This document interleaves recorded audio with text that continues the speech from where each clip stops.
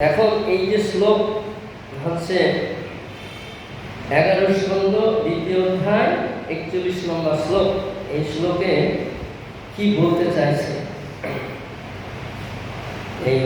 এই অধ্যায়ের নাম হচ্ছে নিমি মহারাজের সঙ্গে নবযৌবনেন্দ্রের সাক্ষাৎ।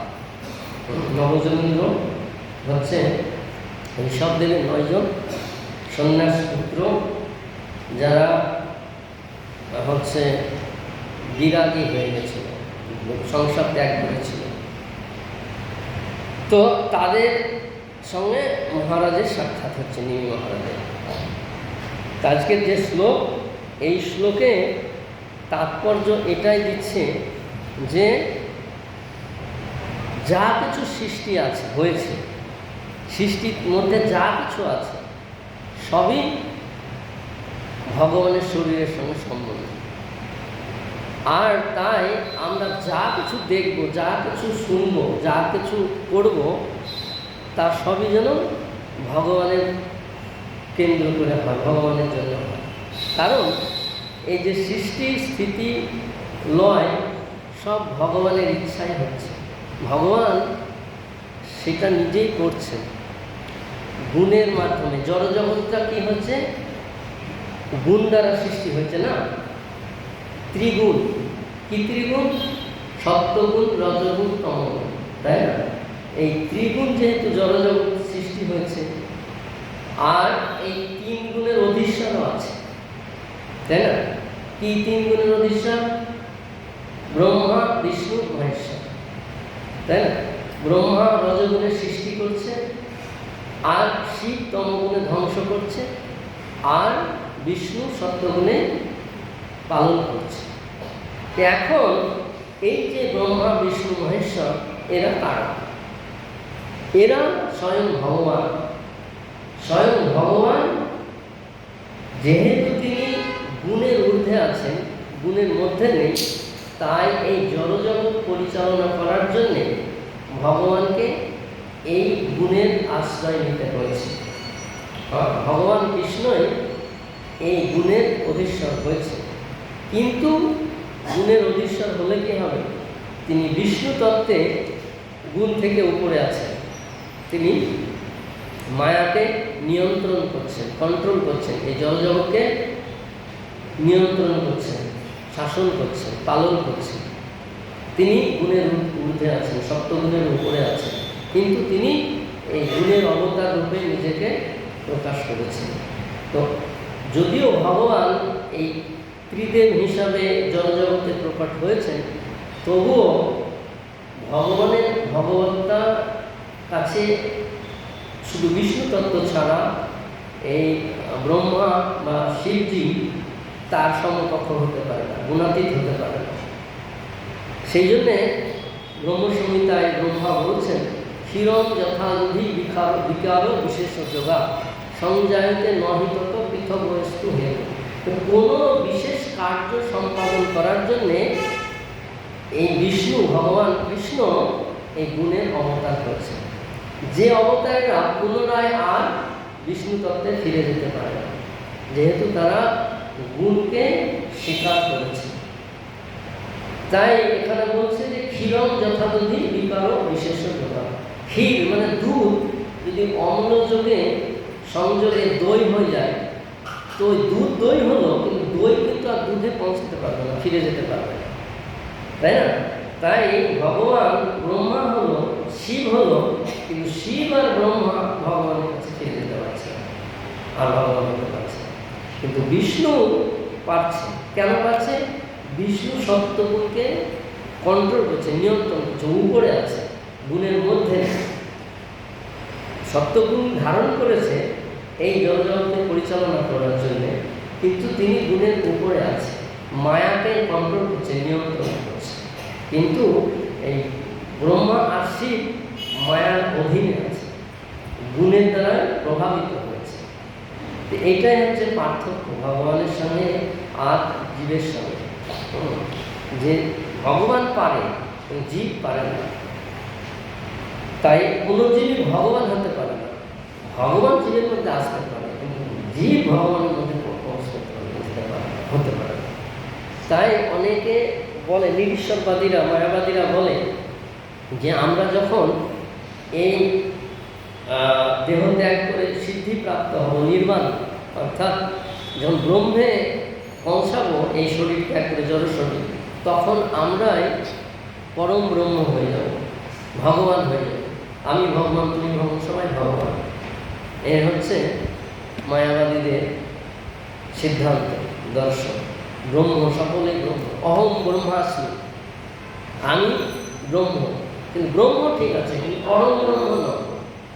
ব্রহ্ম ঠিক আছে, চিন্ময় ঠিক আছে, কিন্তু পরম ব্রহ্ম নয়। কিন্তু ওরাই বলছে যে আমরা পরম ব্রহ্ম হয়ে যাব, তুমি আমি সকলেই ভগবান। ভগবান তো আর এরকম গাছে ধরে না, ভগবানকে তার ভগবানকে নিয়ে দেখতে হয় কে ভগবান না ভগবান, তাই না? তো সেই জন্যে যে এই সৃষ্টি যে তত্ত্ব, এই সৃষ্টি তত্ত্বে যা কিছু প্রকাশ হয়েছে সেই সবই ভগবানের শরীরের অংশ। সেটা ভগবান এই ভাগবতের প্রথম শ্লোকেই বলছে যে জন্মাদর্শ যত, তাই না? এই বিশ্বব্রহ্মাণ্ডের সৃষ্টি, স্থিতি আর প্রলয় সব কিছুই আমার দ্বারাই হচ্ছে। তো এখন যেহেতু সবই ভগবান করছে, আর ভগবান হচ্ছে কি সরার, অভিজ্ঞ সরার, সব কিছু অভিজ্ঞ, জানে, আর স্বতন্ত্র, কারোর উপরে নির্ভরশীল নয়। তাই ভগবানের কার্যকলাপ দেবতারাও বুঝতে পারে না। মুহ্যন্তি যৎ সুরয় সুর, দেবতারাও ভগবানের কার্যকলাপ বুঝতে পারে না। কেন না? তারা তো পরম তত্ত্ব নয়। পরম তত্ত্ব হলে তো বুঝতে পারবে। এখানে এই শ্লোকের তাৎপর্যে সেটাই তুলে ধরা হচ্ছে যে আমরা যা কিছু দর্শন করব, যা কিছু শ্রবণ করব, যা কিছু দেখব, যা কিছু বুঝব, সবই জানতে হবে যে ভগবানের শরীর অংশ। তাই ভগবান গীতায় 10ম অধ্যায়ে 8 নম্বর শ্লোকে বললেন, অহং সর্বস্ব প্রভব। সব কিছুই আমার থেকে সৃষ্টি হয়েছে। অহং সর্বস্ব প্রভব মত্ত সর্ব প্রবর্ততে ইতিমত্তা ভজন্তে মাং বুধা ভাব সম্পন্ন। বুধা মানে এই বুদ্ধিমান ব্যক্তিরা, ভক্তরা, অর্থাৎ সাধুরা যখন এটা জানবে যে আমার থেকে সৃষ্টি, স্থিতি আর লয় হচ্ছে, আমি করছি, তখন তারা দৃঢ়তার সঙ্গে আমার ভজন করছে। এই শ্লোকে সেটাই আলোচ্য বিষয় হয়ে আছে যে আমরা যা কিছু দেখি, যা কিছু শুনি, যা কিছু করণীয়, সবই যেন ভগবানের উদ্দেশ্য হয়, সেটাই আমাদের জীবনের সার্থক হয়। কারণ যখন কেউ ওই স্তরে যাবে, গুণের উপরে নির্গুণ স্তরে যাবে, ব্রহ্মগত স্তরে যাবে, তখন সে সব জিনিসটা বুঝতে পারবে, দেখতে পারবে, জানতে পারবে। অতীত, বর্তমান, ভবিষ্যৎ সব সে জানতে পারবে, দেখতে পারবে। তো ওই স্তরটা পৌঁছানো একটু কঠিন আছে। তাই জন্যেই আমাদের তপস্যা, আমাদের অনুশীলন, যে আমরা অনুশীলন করে করে আমরা ওই স্তরে পৌঁছাবো, শুদ্ধ সত্যে পৌঁছাবো। আমাদের ভিতরে নোংরা আছে, কলুষ আছে, অসৎ প্রবৃত্তি আছে, তাই না? ভোগ করার প্রবৃত্তি আছে, কামনা বাসনা আছে, যার জন্যে আমরা সব জিনিসটা দেখতে পাচ্ছি। এমনকি আমরা নিজেকেও দেখতে পাচ্ছি, তাই না? আমি যে দেহ নই, আমি আত্মা, সেটাই আমরা জানতে পারছি না, বুঝতে পারছি। গীতাতে ভগবান সেই কথা বলছেন, 2য় অধ্যায় সাংখ্যযোগে, যে তুমি আগে জানো যে তুমি আত্মা, তুমি দেহ নও। অর্জুনকে সেই জ্ঞানই দিলেন যে তুমি কেন তুমি বলছো যে আমি পিতামহকে মারতে পারবো না, গুরুদেব দ্রোণাচার্যকে মারতে পারবো না। তুমি ওদেরকে কি মারবে? আত্মাকে তো মারতে পারবে না, ওরা তো হচ্ছে আত্মা, জীব বা আমার অংশ। তো তুমি ওদেরকে কি করে মারবে? ওরা তো অমর, তাই না? গীতায় ভগবান সেই কথা বললেন না?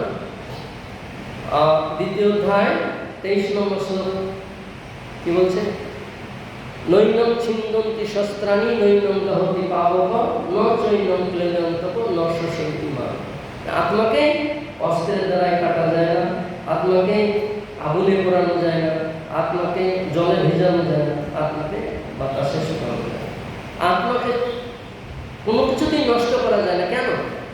আত্মা চিন্ময়, জড় নয়। চিন্ময় জিনিস নিত্য, তাই আত্মার পরিবর্তন হয় না।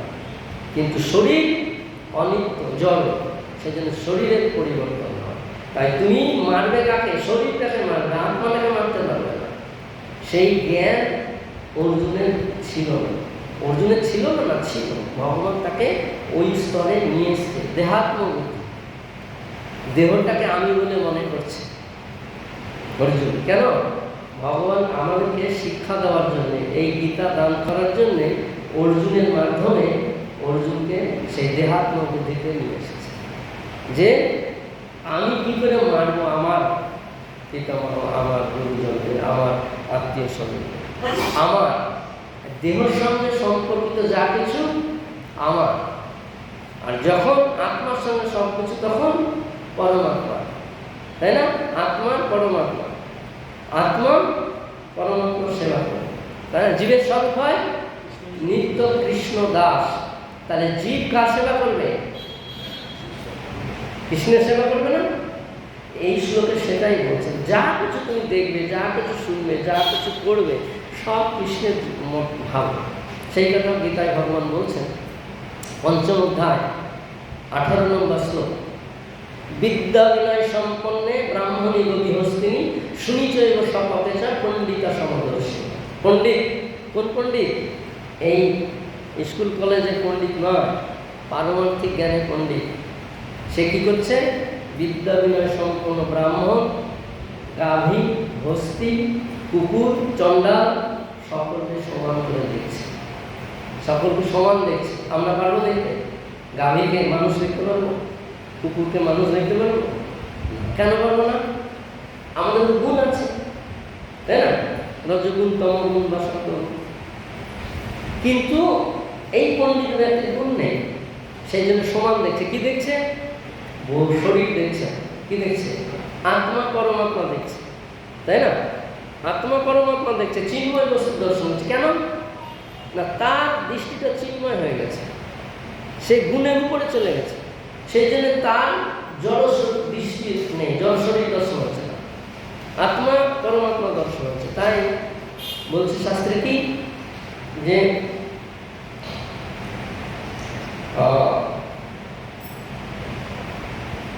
স্থাবর জঙ্গম দেখে না দেখে তার মূর্তি, সর্বত্র স্ফুরে তার ইষ্টদেব স্ফুরে। ইষ্টদেবকে পরমেশ্বর ভগবান কৃষ্ণ, তাই না? জীবের স্বরূপ কৃষ্ণের দাস, তার দাস প্রভুর দর্শন করবে, সেবা করবে। তাই জীবের স্বরূপ হচ্ছে কৃষ্ণের দাস। তাই যে এই দাস ভাবটা লাভ করেছে, চিন্ময় স্থিতিটা লাভ করেছে, গুণকে অতিক্রম করেছে, সে ওই ব্রাহ্মণকে ব্রাহ্মণ দেখবে না, কুকুর, চণ্ডাল, গাভী, হাতিকে হাতি দেখবে না, শরীর দর্শন করবে না। কি দর্শন করবে? চিন্ময় বস্তু, আত্মা পরমাত্মা। সেই জন্য সে সকলকে সমান দর্শন করছে। এই শ্লোকে সেটাই বলছে যে আমরা যা করব, যা দেখবো, সবই ভগবানের, সব শরীর থেকে প্রকাশ হয়েছে। তাই আমাদের কর্তব্য হচ্ছে ভগবানের সেবা করা। যদি আমরা ভগবানের সেবা করব, তবে আমরা সন্তুষ্ট হতে পারব। আমরা সুখ, শান্তি, আনন্দ যেটা চাইছি এই জগতে, আমাদের সন্তুষ্টি করছে না, পাচ্ছে না, দিচ্ছে না, সেইটা আমরা পেয়ে যাব। কেন না? চিন্ময়ের সঙ্গে চিন্ময়ের সংযোগ হবে, তো নিত্য জিনিস পাওয়া যাবে। কিন্তু আমরা এখানে খোঁজ করছি কি? জ্বরের সঙ্গে জ্বরে, শরীরটা জড়, আর বিষয়গুলো যা আমরা সুখ ভোগের জন্য আয়োজন করছি, সংগ্রহ করছি, সবই জড়। জড়ের সঙ্গে জড়, নিত্যতা নেই, অনিত্য। সেই জন্য আমাদের সুখ, শান্তি, আনন্দের মধ্যে সন্তুষ্টি নেই। একটা সবসময় গ্যাপ, ফাঁকা থেকে যাচ্ছে, পাওয়ার আকাঙ্ক্ষা থেকে যাচ্ছে, সন্তুষ্টি মিলছে না। একমাত্র কারণ হচ্ছে এটা, যে জড়ের সঙ্গে জড়ের সম্বন্ধ হচ্ছে, দেহের সঙ্গে এই জড় বিষয়ের সম্বন্ধ। কিন্তু যখন আত্মার সঙ্গে পরমাত্মার সম্বন্ধ হবে, তখন ওই জিনিসটা অনিত্য থাকবে না, নিত্য হবে। কেন না? চিন্ময়ের সঙ্গে চিন্ময়, চিন্ময় সবসময় নিত্য, অপরিবর্তন। পরিবর্তন নেই। তাই এই স্তরে, ব্রহ্মভূত স্তরে, চিন্ময় স্তরে আমাদের যা কিছু করণীয়, যা কিছু দর্শনীয়, সবই নিত্য, সবই পূর্ণ। 8:30 বাজতে চলবে, এত বড় তাৎপর্য কিছু তো হলো না, তাই না? করতে করতে দিন শেষ, আমার সময়ও শেষ। তো এইটাই আমরা এই শ্লোকে পেলাম যে আমাদের কর্তব্য হচ্ছে, সমস্ত জীবের কর্তব্য হচ্ছে, সমস্ত মানুষের কর্তব্য হচ্ছে যে এই ভগবানের সেবায় নিজেকে উৎসর্গ করা, যুক্ত করা। তবেই আমাদের সুখ, শান্তি, আনন্দ মিলবে, নচেত নয়। গাছের গোড়ায় জল দিলে যেরকম আর পাতা, ফল ফুল, ডালপালায় জল দিতে লাগে না, উদরে খাবার দিলে যেমন হাত চোখ পা নিয়ে মুখে আর খাবারের প্রয়োজন হয় না, সেই রকম ভগবানের সেবায় যদি যুক্ত হওয়া যায় তাহলে আর আমাদের কোনো চিন্তা নেই, কোনো অভাব নেই, কোনো অশান্তি নেই, কোনো অসন্তুষ্টি নেই, সব পূর্ণ হয়ে যাবে, মিলে যাবে। এখানে আমি রাখি, সময় শেষ। আর কোনো যদি প্রশ্ন থাকে তাহলে আপনারা বলতে পারেন, আমরা আলোচনা করতে পারি। আর কোনো প্রশ্ন, মন্তব্য? আমরা বললাম যা বলেছে সেরকম। আর কোনো প্রশ্ন আছে? নেই? বুঝে গেছি। वंशाकल्पतरुभ्यश्च कृपा सिन्धु भवेव च पतितानां पावनेभ्यो वैष्णवेभ्यो नमो नमो।